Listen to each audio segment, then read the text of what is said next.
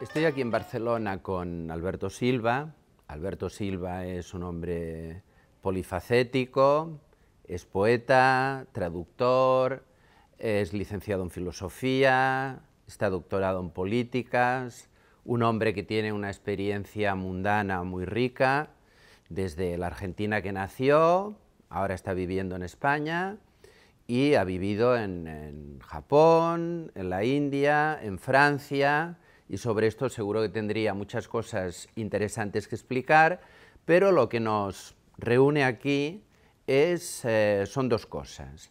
En primer lugar, su experiencia en el Zen, a través de la práctica del Zazen, que ha sido una práctica insistente, persistente durante muchos años, y en segundo lugar, una serie de libros, de 4 libros, que ha publicado la editorial Herder, que yo creo que explican de una manera totalmente singular y totalmente renovada lo que es el Zen. En el primer libro de la serie, Zen primero, la ruta hacia Occidente, planteas una cuestión que me sorprendió y que me parece que rompe con un axioma que hasta ahora ninguno había cuestionado, ¿no? Y esto plantea que, bueno, realmente es un libro de filosofía sobre el Zen, porque es como pensar el Zen de otra manera, ¿no? Que es el romper, digamos, el vínculo que el Zen tiene con el budismo. Es decir, la posibilidad de entender una nueva etapa del Zen, emancipado, no sé si es la palabra, del budismo. Si nos podías explicar. Ese cuestionamiento es el resultado de una indagación sobre la historia de Japón, una historia que me ha tocado frecuentar primero desde mi profesión de sociólogo en sus sistemas de gobernanza, el imperio, los shogunes, los daimios, los samuráis, y luego después metiéndome en Japón con la historia del budismo japonés específicamente, e incluso con la historia de la literatura. ¿Qué enseñan esas historias que en realidad son una sola? Que un aspecto de Japón muy importante es una doble dinámica. Por un lado, un fuerte movimiento de inclusión, de centralización, y por otro lado una tendencia a la fuga, al estallido, a la dispersión. Como movimiento de fuerte inclusión, sobresale, por ejemplo, el hecho de que la primera constitución de Japón data del siglo VII y que esa constitución duró hasta el siglo XX, cuando fue reemplazada por la constitución norteamericana después del desastre de la guerra. La cual consagra la unidad de Japón desde el punto de vista no solo territorial, lingüístico, religioso, cultural e incluso étnico, y en ciertas etapas racista.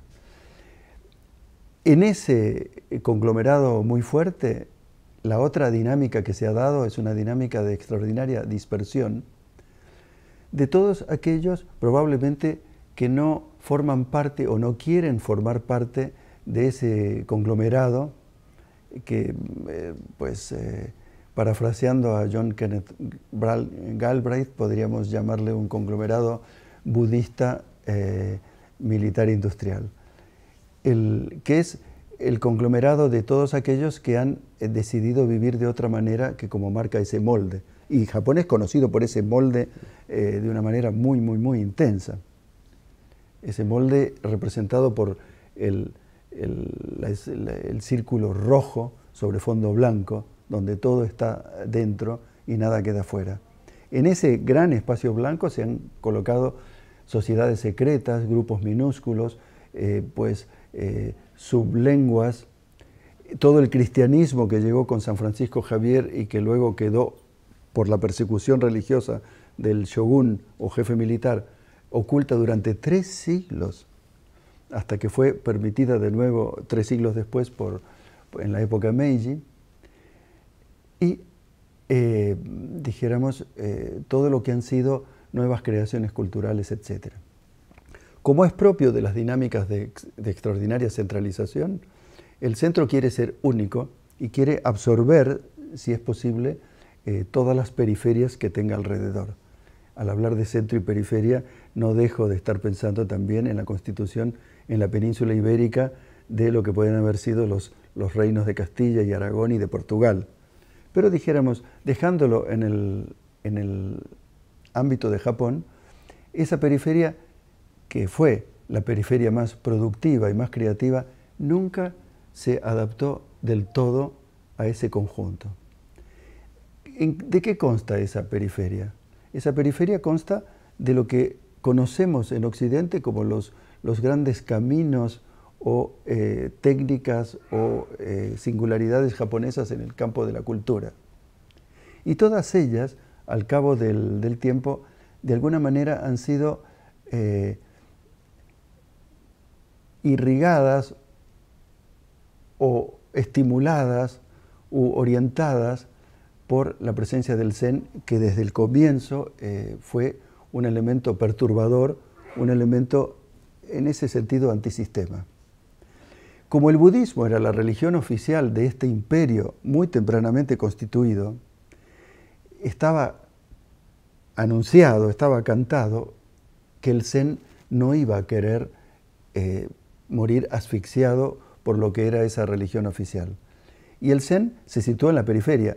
El Zen de Dogen concretamente se situó en la periferia geográfica, a 2000 metros de altura, donde el poder shogunal, el poder militar o administrativo o de los jerarcas budistas no tenía alcance. La historia de Japón muestra dos hechos importantes. Por un lado, el constante esfuerzo por parte de la centralidad, como digo, budista, militar y luego industrial modernamente, por absorber la cantidad de creaciones culturales, la caligrafía, la poesía del haiku, el ikebana, los jardines simbólicos, los artes marciales, vaya, aquello que conocemos como lo japonés en la cultura. Y por otra parte, el esfuerzo de la misma cultura japonesa, que en muchísimos casos se reclama irrigada por el Zen, de mantenerse fuera de forma independiente. Para el Zen, el budismo no forma parte de la corriente creativa de la cultura japonesa. Para el Zen, como dicen actualmente incluso los representantes de la corriente de budismo crítico que existe dentro del budismo en Japón, el Zen se ha ido transformando con los siglos en una religión funeraria, una religión que aparece cuando la persona se muere y hay que hacerle los servicios fúnebres. Pero en este sentido, ¿no podría ser que el sacar, digamos, el contenido budista, el Zen perdiera la espiritualidad y se convirtiera, pues no sé, simplemente en una técnica neutra para estar más relajado? El Zen corre el riesgo de decaer en muchas cosas que no son su propuesta, y observando con sinceridad los 8, casi 9 siglos de historia del Zen desde Dogen, efectivamente en muchos casos ha decaído. Ha decaído, por ejemplo, en lo que se llama actualmente una rama del budismo, de un budismo doctrinario, en el cual el Zen funciona como una especie de oración silenciosa. Ha decaído en religión del poderoso, del jefe, del comandante, del emperador, en los periodos en los cuales él se ha plegado a ese budismo dominante, y también ha decaído cuando ha aceptado formar parte de mezclas. Actualmente se estila mucho mezclar tipos de café para lograr un blend que sea espléndido. Pues bien, el Zen a veces ha aceptado en Japón y fuera formar parte de mezclas, una de las cuales en este momento en Occidente, y que tiene mucho éxito, es el mindfulness, por ejemplo, en el cual no me meto en este momento. Entonces la gran pregunta es en qué condiciones el Zen puede no decaer desde su propuesta inicial. Y es una pregunta sin pronóstico final. El Zen no llega con etiqueta o con seguro de vida, sino que es una propuesta que nace y que vive y pervive en la práctica de su gente, de la gente que practica el Zazen. Es interesante porque la misma biografía de Dogen, siglo XIII, de 1200 a 1253, es el reflejo vivo de estos posibles decaimientos o declives o renuncios del Zen a lo que es su propuesta. Dogen, que fue hijo de una princesa y de un ministro, estaba llamado a ser un alto jerarca budista. Y así, por ese motivo, fue enviado a China a estudiar. Los latinoamericanos antiguamente iban a estudiar a Europa, los japoneses antiguos iban a estudiar a China. Cuando vuelve de China, Dogen con 23 años, es otra persona de la que estaban esperando. Y la jerarquía budista de Kioto, que era el centro del budismo en Japón, lo va radiando, expulsando. Él no tiene mucho que ver con el budismo y el budismo institucional se lo hace notar y lo va evacuando, lo va eyectando. Al final lo va persiguiendo al punto de que fue un samurái iluminado que le brinda tierras y protección militar. Por otra parte, la propuesta de Dogen en Japón era tan vigorosa, tan convincente, tan eficiente desde el punto de vista de la práctica, que el mismo shogun, que era en Japón entienden que el shogun se traduce como generalísimo, pero aparte de nuestro generalísimo, es el jefe político militar, que sucedió desde el siglo XII al antiguo emperador, que quedó siendo un emperador nominal.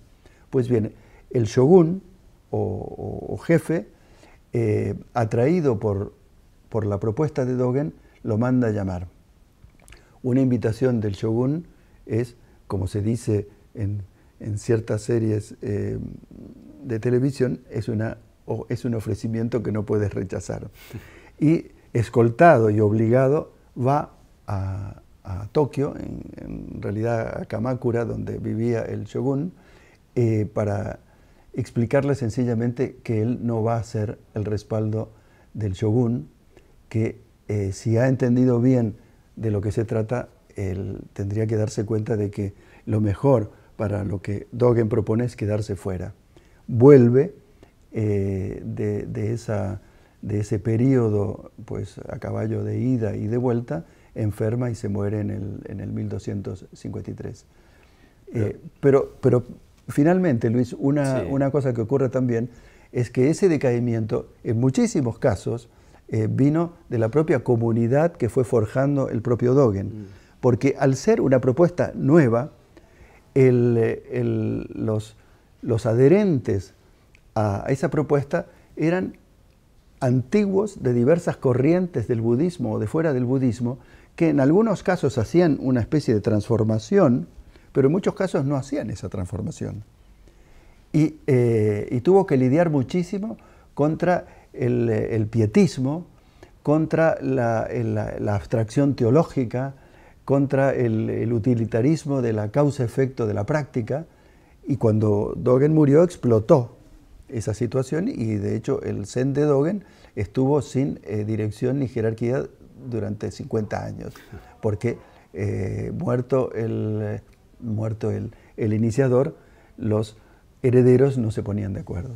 Pero entonces, o sea, esta propuesta de la que hablas, que no estaría, digamos, ligada al budismo y que tampoco sería, pues bueno, pues estas técnicas de relajación, ¿cuál es la propuesta realmente que implica para el sujeto la práctica del Zen? El Zen no es antibudista. El Zen tiene de budismo, tiene de yoga, tiene de orientación tibetana, tiene muchos rasgos de la China y tiene rasgos autóctonos del shintoísmo de Japón.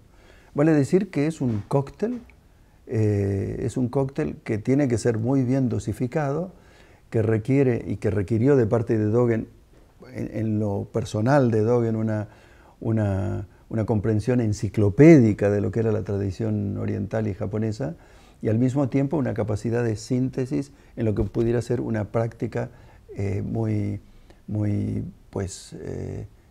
sencilla y a la base de tutom, al alcance de todo el mundo, porque como dice Dogen, el camino del Zen es universal. Y él se tomó muy en serio la universalidad. Vale decir que el Zen, dejado a su práctica, es una cosa minúscula. Es, como dice Dogen, shikantaza, sentarse tranquilamente a respirar. La fuerza del Zen, a partir de esa minucia que es su propuesta, está vinculada con algo que a mí me gusta imaginar y plantear, entendiendo que en el Zen lo que se plantea es el funcionamiento de una hoja de papel. Una hoja de papel de celulosa en Occidente o de arroz en Oriente. Una hoja de papel es producto humano. Tiene un espesor minúsculo, inapreciable.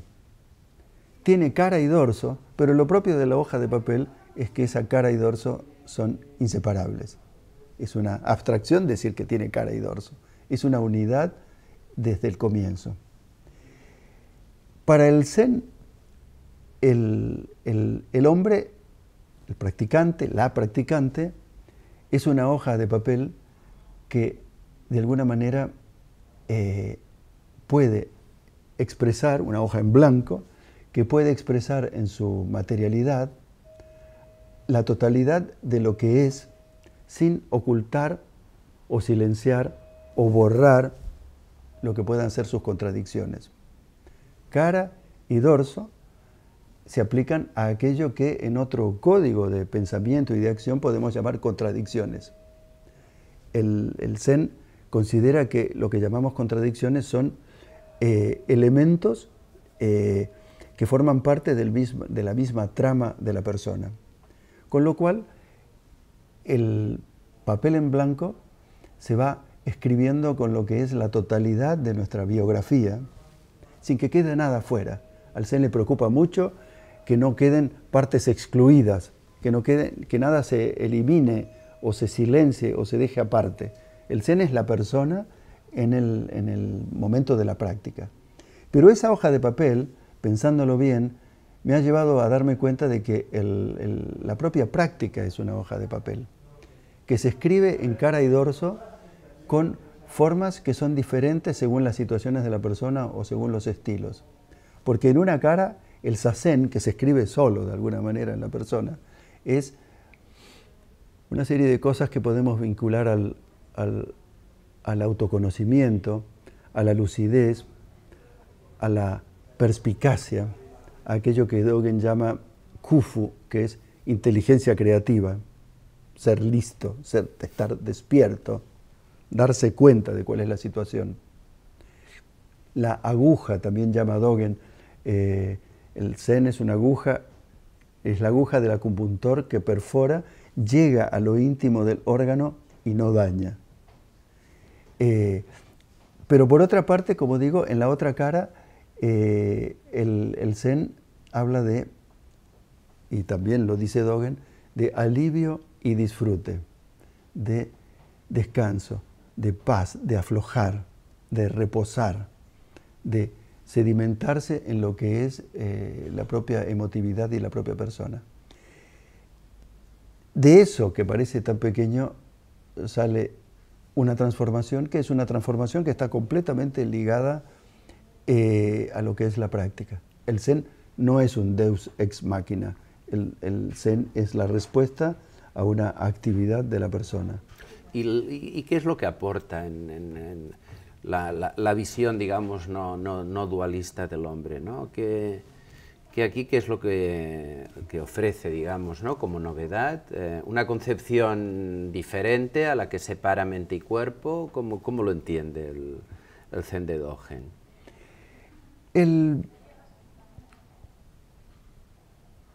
Yo diría que el Zen de Dogen, y lo dice él mismo, no es...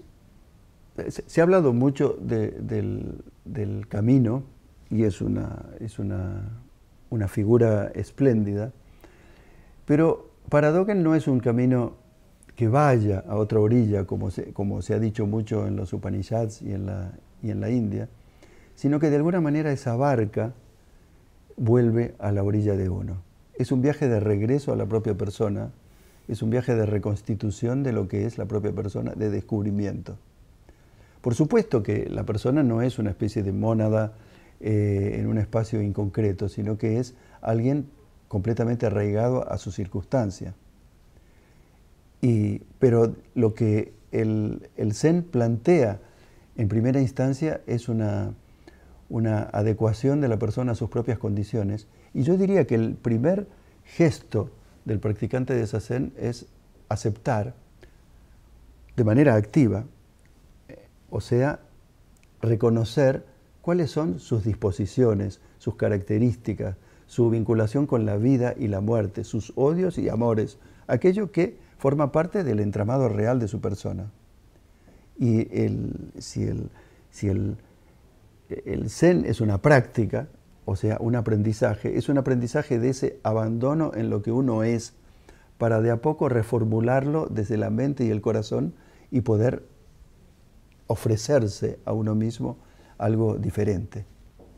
En ese sentido, yo nunca sabré bien en qué se diferencia el Zen de otras técnicas orientales, como se llama.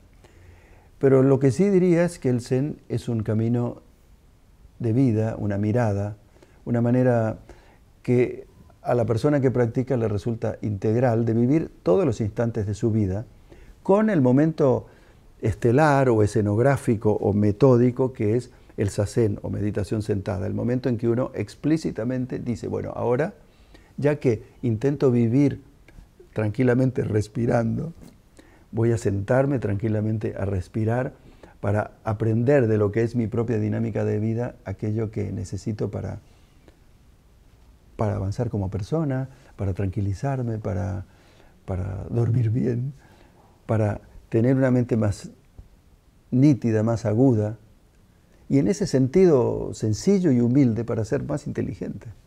Pero no deja de ser, bueno, digamos, paradójico, ¿no? Como mínimo para la persona que, digamos, es externa, ¿no?, a la práctica. Toda esta tradición que explicas, ¿no?, que explicas en tu primer libro, pasa por la India, el yoga, el Tíbet, o sea, como si el Zen recogiera toda una tradición riquísima digamos, de espiritualidad, ¿no? ¿Cómo todo esto se concreta, se sintetiza simplemente en la cuestión del zazen, ¿no?, de sentarse de una determinada manera? ¿Cómo es posible que tanta, digamos, sabiduría, por decirlo así, se concentre en una cosa tan sencilla? Aquí de nuevo me ayuda mucho la observación de la historia, sobre todo cultural y artística japonesa, porque yo mismo me he hecho muchas veces la pregunta, ¿cómo de una causa tan menuda sobreviene un efecto mayúsculo en muchos sentidos, en el pasado e incluso en el presente? Y creo que tiene que ver con la percepción que está, por ejemplo, muy ligada a la creación artística, de que aquel que crea es aquel que libera una potencialidad interior. Y en ese sentido, la práctica del Zen, el Zazen, en primera instancia tiene una función instrumental, que es pues espabilar, que es despertar, como se dice, que es dar lucidez, dar una veracidad fundamental a la persona para que exprese, no de manera autobiográfica, sino simplemente para que sea expresivo. El Zen yo creo que es un instrumento expresivo de primera magnitud, que se nota mucho más cuando hay un oficio artístico de escritura, de plástica, de música, de danza, pero dijéramos está, como siempre digo, muy vinculado a la experiencia que la persona va haciendo, de cómo se dispone, de cómo se siente. Yo suelo proponer dos estrategias entrelazadas para practicar el zazen. Una estrategia que tiene que ver con la lucidez y otra estrategia que tiene que ver con un cierto bienestar del corazón, por decirlo de alguna manera. Y no es que uno elija una y otra, sino que uno, como siempre ocurre en el zazen, en la práctica del zen, uno escucha cuál es su disposición. Y hay veces que lo que uno necesita es orden en el embrollo mental, bajar el volumen de la radio interior, poder no desconectar con la vida psíquica, lo cual es imposible. Neurológicamente el zen siempre ha estado en la idea de que no hay nada que eliminar, sino más bien que hay que apaciguar. La técnica en el zazen de mirarse con el rabillo del ojo, con los ojos casi cerrados, los costados de la nariz, tiene que ver con darle a la mirada, muy a menudo colonizada por la mente, como un grifo, como una forma de drenar para poder escuchar un conjunto perceptivo y emotivo mucho más amplio que lo que pudiera ser la mente. La mente no se silencia. Solo en el cadáver la mente se silencia. Y el zen es para gente viva y que va revivando incluso más. Esta separación que haces de, bueno, he leído en tu libro que dices como los 4 aspectos, ¿no? El cuerpo, la mente, la emoción, el lenguaje, pero esta separación de mente y emoción no es un poco, digamos, artificial, ¿no? La mente no es ya emoción, las ideas no son ya afectos. ¿Sirve de algo hacer esta separación entre mente y emoción? No, es muy interesante porque si vamos a la traducción de los términos de Dogen, entre mente y emoción no hay distancia en el vocabulario suyo. Y hay una palabra que compendia muchas cosas, que es shin en japonés, que expresa lo que pudiéramos llamar una inteligencia emotiva o lo que pudiéramos llamar un estudio contemplativo, que son palabras que también Dogen usa, para explicar de qué se trata la disposición de la persona como conciencia en el zazen. Vale decir que no se sabe bien, o sea, no se plantea como problema si lo emotivo se desprende de lo mental o lo mental de lo emotivo. Porque para el zen hay una isoformía entre lo emotivo y lo mental. Por eso es que es tan importante que el cuerpo sea un protagonista de esa acción, porque es en el cuerpo donde se produce los diferentes dinamismos sensitivos, perceptivos, cognoscitivos, emotivos de la persona. Eso en cuanto a lo que pudiera ser, dijéramos, una antropología del zen, que en ese sentido Dogen la explicita bastante, y no más porque formaba parte del saber común, formaba parte de lo que pudiera ser la esfera de influencia de la cosmovisión china y de la medicina china, por ejemplo, donde estas cosas, según en qué lugares, era casi un poco redundante explicarlas. Cuerpo, mente, emoción y lenguaje. En el tema del lenguaje hay una oposición, hay muchísimos aspectos en el que el zen no solamente se aleja o prescinde del budismo, sino que se opone. Y uno de ellos tiene que ver con el lenguaje. El lenguaje es completamente decisivo para Dogen. El budismo convencional, o muchas ramas del budismo, pueden definir lo humano como muy shinin, ser carente de atributos. Y Dogen, corrigiendo la letra budista, y más bien la letra del budismo, porque el budismo, Buda es una experiencia a la cual quiere volver. Dogen. Dogen quiere volver a Buda, él lo dice por todos lados. Él lo único que quiere es volver a Buda. Dogen le saca una patita, que en el carácter japonés es una patita minúscula, y dice Ui Shinin, le quita el carácter negativo y dice lo humano o el hombre es ser dotado de atributos. Y los atributos del ser humano son, como explica en muchos otros sitios, básicamente el lenguaje. Vale decir que la experiencia del Zen es una experiencia que no es inefable. Es una experiencia que se comunica, que se transmite, que está hecha para ser participada, con una restricción, y es que esa participación no depende de características ligadas, por ejemplo, a una doctrina o a un vocabulario, sino que la exigencia de la práctica del Zen es que cada uno vaya encontrando y modificando su propio lenguaje, el lenguaje en el que puede explicar las cosas de su propia vida. Muy bien, Alberto, ha sido un placer conversar contigo y muchas gracias, porque la verdad es que yo creo que has aclarado muchas cosas. Muchísimas gracias, Luis. He tenido el privilegio de poder conversar con Luis Roca Ayusmet y tal vez habrá otras ocasiones en que podamos seguir haciéndolo. Eso espero. Gracias.